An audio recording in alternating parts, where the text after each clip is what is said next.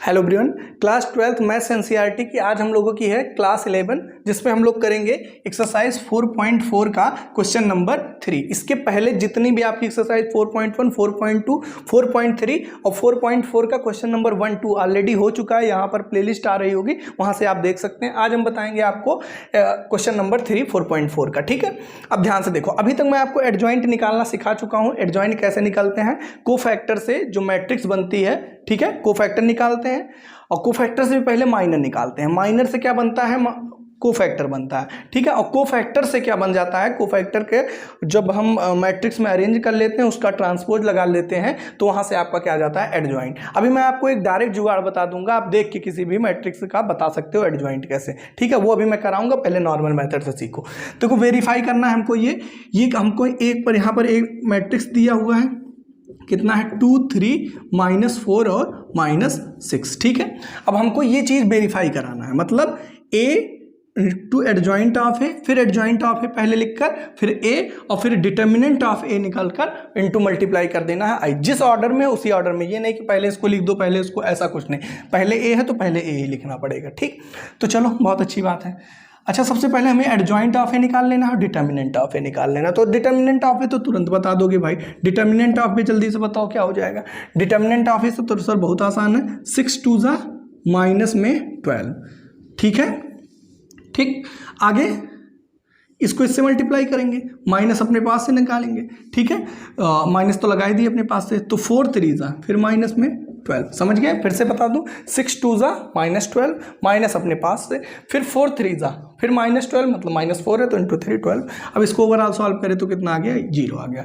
तो determinant of ए यहाँ पर कितना आ चुका है, 0 आ चुका है। ठीक है, अब हमें क्या निकालना है, अब हमें निकालना है एडजॉइंट ऑफ ए। ठीक है, अब एडजॉइंट ऑफ ए को मैं शॉर्टकट मेथड भी यहाँ पर बताऊंगा आपको। नॉर्मल कैसे निकालेंगे एडजॉइंट ऑफ ए, तो एडजॉइंट ऑफ ए के लिए हमको क्या निकालना पड़ेगा, पहले कोफैक्टर निकालना पड़ेगा। ठीक है, तो A11 बताओ यहाँ पर कितना हो जाएगा, A11 की वैल्यू क्या होगी। तो A11 तो सर बहुत आसान होता है, कैसे, -1 पे पावर। भाई एडजॉइंट निकालने के लिए हमें सारे कोफैक्टर निकालने पड़ेंगे और कोफैक्टर का मैट्रिक्स में अरेंज करके उसका ट्रांसपोज कर देंगे। प्रीवियस क्लास में बताया था, 1 + 1 कितना 2, और यहाँ पर कितना M11 की वैल्यू कितनी है, इसके रिस्पेक्ट में ये गया कितना, -6। तो -6, इसको ओवरऑल सॉल्व करोगे कितना आ जाएगा, 6, -1 पे पावर 2 तो 1 ही हो जाता है। फिर A12 -1 पे पावर 1 + 2 कितना 3, 1 2 पहली रो दूसरा कॉलम, ये पूरा गया कितना आ गया, -4 और -4 इंटू -1 कितना आ जाएगा, +4। ठीक है, चलो फिर A21 -1 पे पावर 3 और 2 1, ये पूरा गया, ये पूरा कितना आ गया 3, और 3 इंटू -1 -3। फिर बताओ जरा A22 -1 पे पावर 2 + 2 कितना 4, ये पूरा गया, ये पूरा कितना आ गया 2 आ गया, 2 बराबर कितना आ जाएगा, तो ये तो सर आ जाएगा 2 ही आ जाएगा।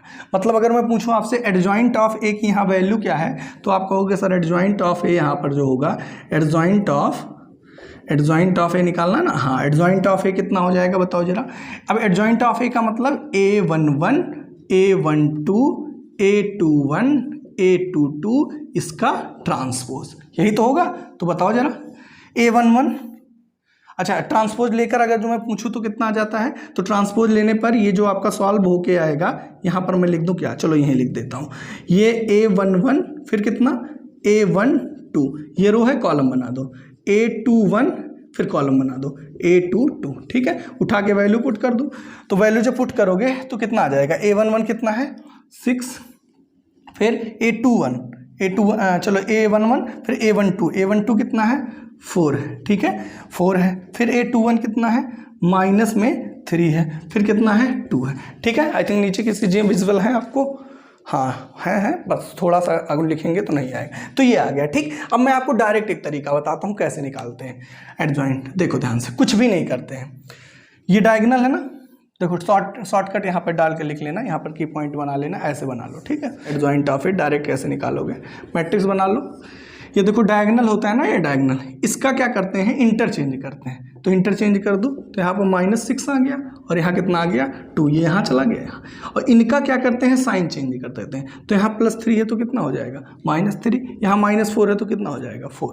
देखो वही है कि नहीं है, 6 यहाँ पर -6 है। ओह यहाँ पर थोड़ा सा गड़बड़ी हो रहा है भाई, a11 की वैल्यू यहाँ -1 पावर 2 है ना, -1 पावर 2, तो यहाँ पर -6 है तो यहाँ माइनस आएगा, यहाँ भी आएगा। ठीक है, मतलब ये वाला सही है। तो इन दोनों का क्या करते हैं आपस में इंटरचेंज, तो ये -6 और यहाँ पर 2, -6 और 2, और इनका क्या कर देते हैं साइन चेंज। तो यहाँ पर +3 था तो -3, -4 था तो +4। ठीक है, क्लियर हो गया होगा।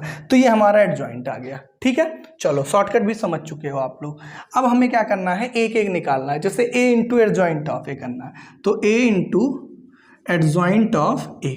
चलो भैया कर दो, ए ले रख दो, पहले ए रखेंगे। ए कितना है, तो ए है आपका 2, 3, -4, -6। ठीक है, ए की वैल्यू यहाँ रख दिए।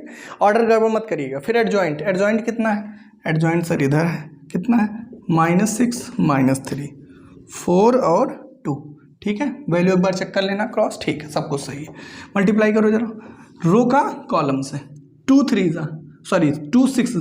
-12 प्लस 4 3 12। ठीक है, जो साइन होता है उसी साइन से करते हैं। यहाँ पर इससे करना है, 3 2 यहाँ -6 और 3 2 प्लस में 6। ठीक है, चलो आगे बताओ। इस रो का इस कॉलम से 4 6 -6 इंटू -4 प्लस में 24 और -6 इंटू +4 तो कितना होगा -24।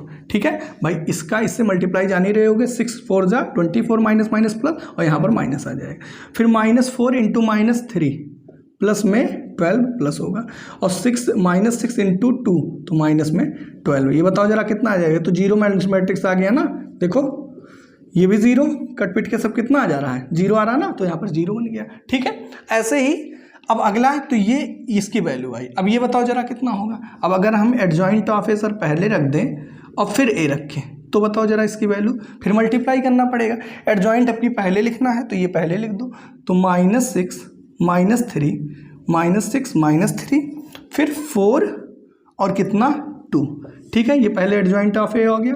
ठीक है, ये यहाँ पर आ गया। फिर इंटू ए है, ए की वैल्यू कितनी है, ए है आपका यहाँ पर कहाँ ए है 2 3 -4 -6। ठीक है, चलो भैया इसको मल्टीप्लाई करो जरा।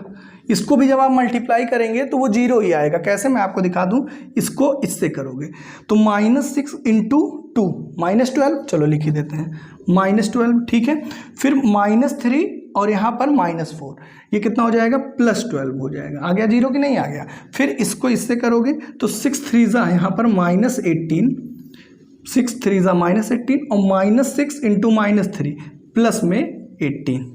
ठीक है, चलो यहाँ पर करो 4 2 8, भाई यहाँ पर देखो 4 2 8 और -4 इंटू 2 -8।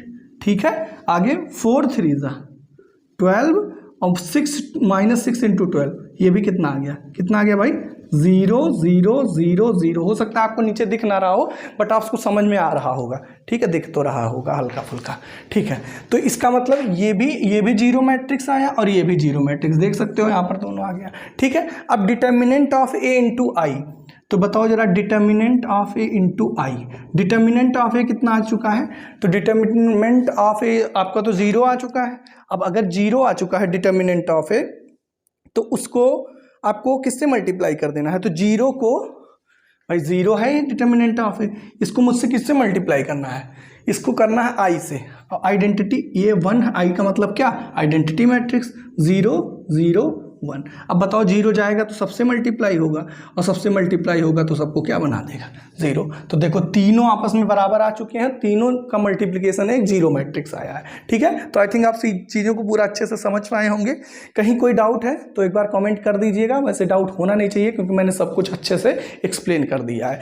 और ये शॉर्टकट भी दिमाग में बैठाए रहिएगा जब भी एडजॉइंट, अच्छा ये केवल 2x2 में वैलिड होता है, 3x3 में वैलिड नहीं है। जब भी आपको 2x2 का मैट्रिक्स निकालना, 2x2 की मैट्रिक्स में एडजॉइंट निकालना रहे, मैं फिर से रिपीट कर दे रहा हूँ, इन दोनों का क्या कर दिया करो, इंटरचेंज मतलब ये ऊपर पहुंचा दो, ये नीचे, तो ये ऊपर पहुंचा दिया मैंने -6 और यहाँ पर 2, और जो यहाँ लिखे होते हैं उनका साइन चेंज कर दो, यहाँ प्लस था तो माइनस कर दिया, यहाँ माइनस था प्लस। ठीक है, कहीं कोई डाउट है स्क्रीनशॉट लीजिएगा, व्हाट्सएप पे मुझे भेज दीजिएगा, और नंबर नहीं है तो कमेंट करिएगा, मैं नंबर आपको दे दूंगा।